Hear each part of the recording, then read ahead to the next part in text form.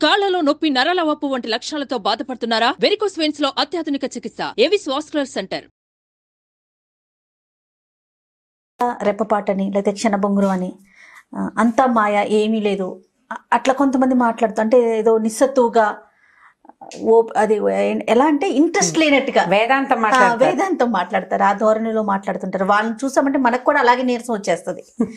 కొంతమందిని అంటూ ఉంటాం, ఎందుకురా బాబు ఎప్పుడు ఇలా నీరసంగా ఏడుపు మొహం వేసుకుని ఎందుకుంటారు అనేసి.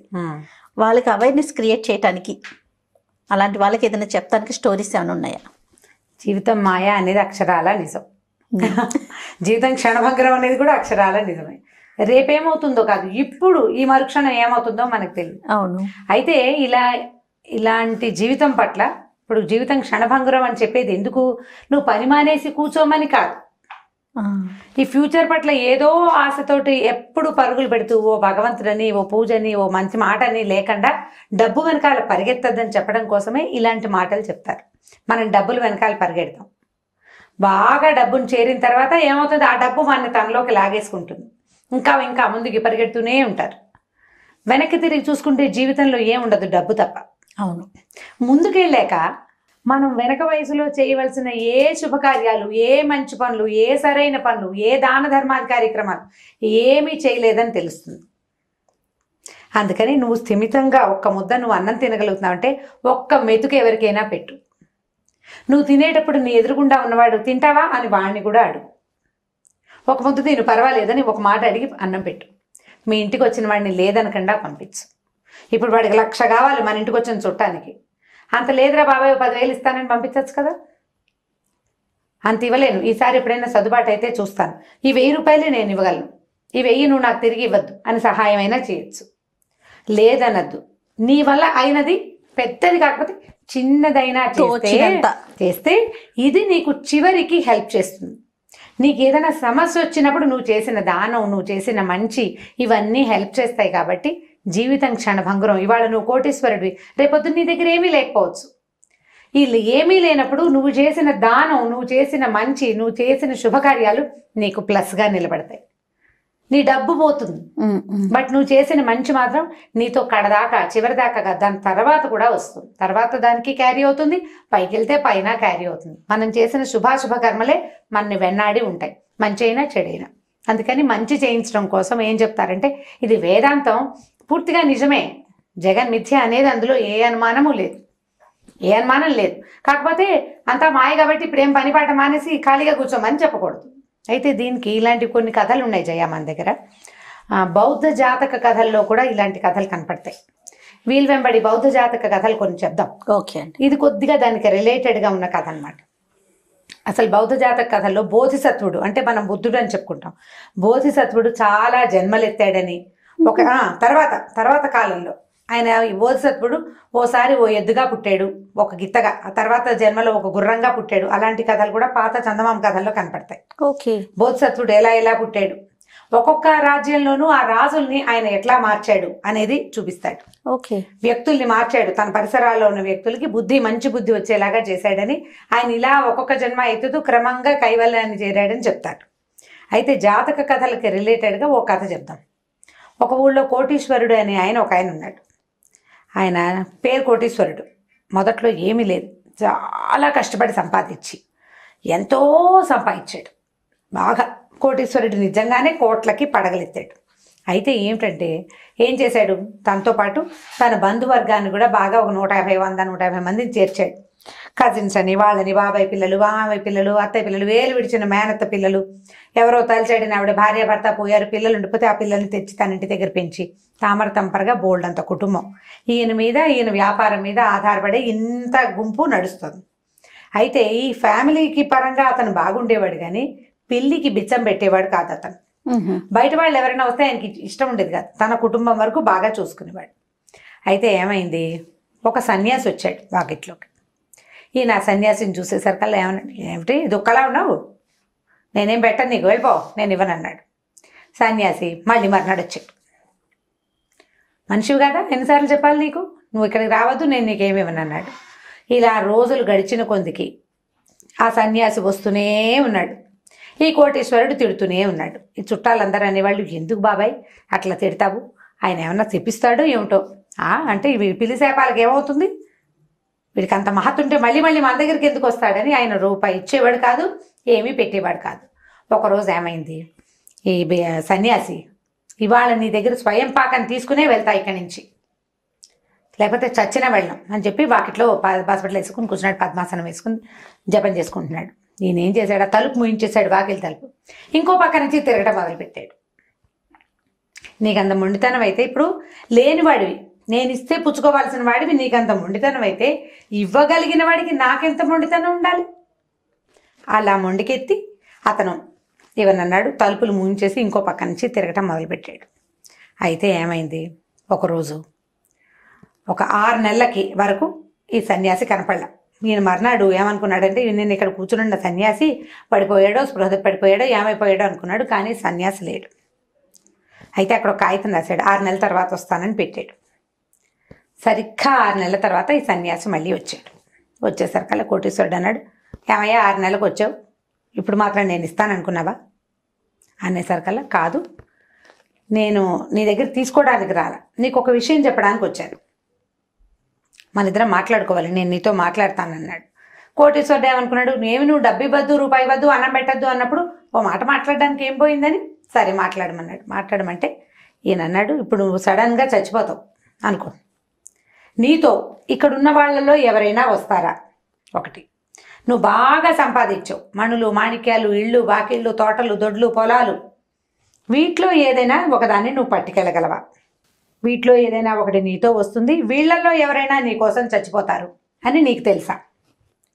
ఈయన ఆలోచనలో పడ్డాడు. ఎప్పుడు ఆలోచించలా. మనుషులు పోకుండా ఇక్కడ కూర్చుంటారా? భూమి మీద పీటేసుకుని కూర్చునేవాడు ఎవ్వడూ లేడు కదా, ముందు వెనక. ఎవరైనా చనిపోగానే డిప్రెస్ అయిపోతే ఎట్లా? చనిపోవటం లోక సహజమైన సంగతి. మా నాన్న చనిపోయాడు కాబట్టి దేవుడు దుర్మార్గుడు అని ఏడుస్తారు కొంతమంది. దేవుడు దుర్మార్గుడు కాదు. నాన్నకి టైం అయిపోయింది, వెళ్ళిపోయాడు. తర్వాత మనకి టైం అయిపోతుంది, మనం కూడా వెళ్ళిపోతాం. నీ పని అయ్యేదాకా నాన్నను ఉంచాలంటే నాన్న దాన్ని చేసుకుని ఉండాలి. ఆ భావం మనకు అర్థం కాదు, మనకు తెలియదు. అసలు తెలియక ఒక పిచ్చి, ఇదంతా మాయ అని చెప్తున్నాగా, ఆ మాయకి ఆ భ్రమలో పడి గుండె ధైర్యం కూడా ఉండాలి. ఉండాలి అనుకున్నంత సింపుల్ కాదు, అది సింపుల్ కాదు. అది ఆ దిటవు మనం తెచ్చుకోవాలి. ఎవరైనా వాళ్ళకి బోధించాలి. ఇతను కోటీశ్వరుడు ఆలోచనలో పడ్డాడు, ఏం చేయటం అని. సాయంకాలానికి ఆ మధ్యాహ్నం అన్నం తినలా అలా కూర్చుని అస్వస్థతగా ఉంది, నాకు ఒంట్లో బాగోలేదన్నాడు. భార్య, అందరూ చుట్టాలు పక్కలు, ఏమైంది బాబాయ్, మామయ్య, పెదనాన్న అని అందరూ చేరారు. ఈయన అలా కూర్చొని నుండి బిగుసిపోయాడు. ఇట్లా బిగుసిపోయేసరికల్లా అయిపోయాడు అనుకున్నారు. ఒక వైద్యుడిని పిలిచారు. వైద్యుడిని పిలిచేసరికల్లా వైద్యుడు వచ్చాడు. ఏమిటో తెలియట్లేదండి, ఎందుకు బిగుసిపోయాడో అర్థం కావట్లేదు, దైవనామస్మరణ చేసుకోండి, అంతకంటే నేను చేయగలిగింది ఏమీ లేదు, ఏమీ లక్షణాలు కనిపించట్లా ఆయన బిగుసిపోయాడు. ఆయన వాంటెడ్లీ కళ్ళు ముక్కు మూసేసుకుంటే మనం ఏం చేస్తాం? అవును, ఏ ఇంజక్షన్ చేసినా కళ్ళు తెరవటం లేదు. అతను నటించేవాడు ఏం చేయలేరు. అక్కడి నుంచి ఈ సన్యాసి వచ్చాడు. ఒక గ్లాసు లోటాతో పాలు పుచ్చుకొచ్చాడు. ఇది చచ్చేవాళ్ళని బతికిస్తుంది, సిద్ధాంజనం తెచ్చాను, తప్పకుండా అన్నాడు. అందరూ అన్నారు, బాబు కోటీశ్వరుడు చచ్చిపోయేలాగా ఉన్నాడు, సిద్ధాంజనం ఇచ్చి ఆయన్ని రక్షించు, ఈసారి నీకు భోజనం పెట్టిస్తామేమని అందరూ బతిమలాడారు. సన్యాసి అన్నాడు, సిద్ధాంజనం వాడికి కాదయ్యా, చావు ఎవ్వరి నుంచి తప్పదు, ఎవరైనా మరణించవలసిందే. ఒక పని చేయొచ్చు, ఈ గ్లాసులో ఉన్న పాలు ఎవరైనా తాగితే వాళ్ళు చచ్చిపోతారు, వాళ్ళ బదులు ఇతను బతుకుతాడు. ఈ 100 మంది ఉన్నారు కదా చుట్టాలు, మీలో ఎవరైనా ఈ లోటాలో ఉన్న పాలు తాగండి, మీరు మరణిస్తే అతను జీవితుడవుతాడు. అనగానే ఎవరు తీసుకుంటారు? గ్లాసు ఎవ్వరూ తీసుకోవాలి. అందరు ఏమన్నారంటే, లోక సహజం, మరణాలు, అనారోగ్యాలు లోక సహజం, అంతేగా మరి, మన దాకా వస్తాయి కదా మనకు తెలిసేది, సహజంగా జరుగుతుంది. ఈ సిద్ధాంజనాలు అవి తీసుకుంటే ఏం కొత్త సమస్యలు వస్తాయో ఏం పాడు, వదిలే అన్నారు. చుట్టాలందరినీ అడిగారు, ఎవ్వరూ ఒప్పుకోపోయేసరికల్లా సరే ఈయన అన్నాడు, సన్యాసి, మీకోసమే కదా ఈ సంపద అంతా సంపాదించాడు. అతని భార్య, అతని పిల్లలు అయితే కొంత సరిపోయేది. ఇన్ని కుటుంబాల వాళ్ళు అతని మీద ఉండటంతో మీ అందరినీ ఉద్ధరించాడు. ఎవరో ఒకళ్ళు కొంత ఆయుష్ ఇవ్వడానికి కూడా మీకు ఇష్టం లేదే? జీవితం ఇలాంటిది. ఇప్పుడు ఇతడు ఒక వ్యక్తి, అతనికి ఒక భార్య భగవంతుడు పెట్టింది, అతనికి కొంత సంతానం భగవంతుడు పెట్టింది. ఆ భార్యను అతను పోషించాలి, వాడి విధి, అంతేగా. సంతానం కలిగిన పిల్లల్ని పోషించాలి, వాడి బాధ్యత. జీవుడు అన్నవాడు పక్షులు జంతువులు కూడా చేసే పనే జీవుడు అన్నవాడు చేయాలి. మానవులు తెలివిగలవాళ్ళు, బుద్ధి జ్ఞానం, బుద్ధిజీవి కదా మానవుడు. అందుకని ఏం చేస్తాడు, పిల్లల్ని ఊరికే రెక్కలు వచ్చేదాకా కాకుండా వాళ్ళు సెటిల్ అయ్యేటట్టుగా సంపాదించి పెట్టడం మానవ జన్మ తాలూకు లక్షణం. ఈ చుట్టుపక్కలందరినీ ఉద్ధరించి వీళ్ళ కోసం నీ మంచి దాన ధర్మాలు చేయకుండా మానేస్తే ఎట్లా? కాబట్టి ఇది కరెక్ట్ కాదు అనగానే ఈయన లేచి కూర్చున్నాడు కోటేశ్వరుడు. బాబు బుద్ధి వచ్చింది, 100 మంది చుట్టాలని పోషించడం కోసం నేను దాన ధర్మాలు చేయలేదు, వీళ్ళకి చేస్తున్నాను, అదే దాన ధర్మం అనుకున్నాను. నీడీ పీపుల్కి చేసేది దానం. కడుపు నిండిన వాడికి నువ్వు ఎంత డబ్బు పోస్తే నీకు నీ పుణ్యం కింద వస్తుంది అది. మొత్తం ఈ 100 మంది చుట్టాలని తగిలేసాడు అతను. తగిలేసి సన్యాసికి భోజనం పెట్టి, అయ్యా నువ్వు నా గురువి, ఇంకొకసారి ఎప్పుడు ఇలాంటి పొరపాటు చేయను, వాకిట్లోకి వచ్చిన అతిథి అభ్యాగతుల్ని తూలనాడడం ఇంకెప్పుడు చేయనని దండం పెట్టాడు. తన భార్య తన పిల్లల్ని చూసుకుంటూ ఏం చేశాడు, ఈ ఆస్తి అంతా పిల్లలకు అప్పచెప్పేసి కాశీ రామేశ్వర యాత్రలు చేస్తూ శేష జీవితాన్ని భగవత్ సేవలో గడిపాడు. ఇప్పుడు కొంత వయసు వరకు వ్యక్తులు సంపాదించాలి, తర్వాత పారమార్థిక జీవితం, దీని తర్వాత ఉన్నది ఏమిటి అనే దాని మీద ఆలోచన చేయాలి, దానికి తగినట్టుగా ప్రవర్తించాలి. నీకు జ్ఞానం ఉంది, దాన్ని పంచు. నీకు ఒక విషయం తెలుసు, దాన్ని నలుగురికి చెప్పు. నీ దగ్గర 10 రూపాయలు ఉన్నాయి, నువ్వు ఒక 4 రూపాయలు ఉంచుకో, మిగిలింది దానం చేయి. వలసిన సహాయం చేయటం, అవన్నీ నీకు హెల్ప్ చేస్తాయి, నీ తర్వాత ఉన్న తరాల వాళ్ళకు కూడా హెల్ప్ చేస్తాయి. ఇలాంటి కథలు ఎన్ని మనకి భారతంలో, భాగవతంలో, ఈ తర్వాత ఈ జాతక కథల్లో, పురాతనమైన పురాణాలు వాట్లలో, ఇతిహాసాల్లో కూడా అన్ని ధర్మ సంబంధమైన కథలే. దానం చేసినవాడు, ధర్మం చేసినవాడు, తన నియమాన్ని తప్పనివాడు, వీళ్ళందరూ దేవుడికి ప్రీతిని కలిగిస్తారని, వీళ్ళ వల్లే లోకం ముందుకెళ్తుందని ఎన్ని కథలో చెప్తారు. వీళ్ళందరికీ లోక మాయే. ఎవరైనా రేపొద్దున బయటికి వెళ్ళిపోవాల్సిన వాళ్ళే. ఈ వెళ్ళిపోవాల్సిన వ్యక్తులు మంచి ఏదైనా చేసుకుని వెళ్ళాలి.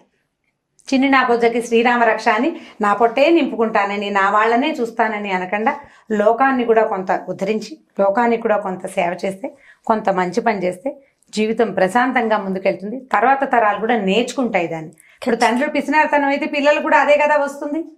డౌటే లేదు. వాళ్ళకి మంచి లక్షణాలు ఎలా వస్తాయి? అసలు మన దగ్గర మంచి ఉంటేనే పిల్లలకి రావటం ఇవాళ రేపు. మన దగ్గర చెడు ఉంటే ఇంకా మంచి వచ్చే అవకాశం లేదు. ఇలాంటి కథలు కూడా చెప్పచ్చు. ఇవి మనకి జాతక కథలు చెప్దాం అనుకున్నాం కదా, ఈసారి చూస్తాను. ఆ సిరీస్ మొత్తం దొరికించుకున్నాకే చెప్తాను. తప్పకుండా అండి. ఓకే రమ్మ గారు, ఇంకొక స్టోరీతో కలుద్దాం. తప్పకుండా చేయాలి. ఈ వీడియో కనుక మీకు నచ్చిన సుమన్ టీవీలో మీ పర్సనల్ అండ్ బిజినెస్ ప్రమోషన్స్ కోసం కింది నెంబర్కి కాంటాక్ట్ చేయండి.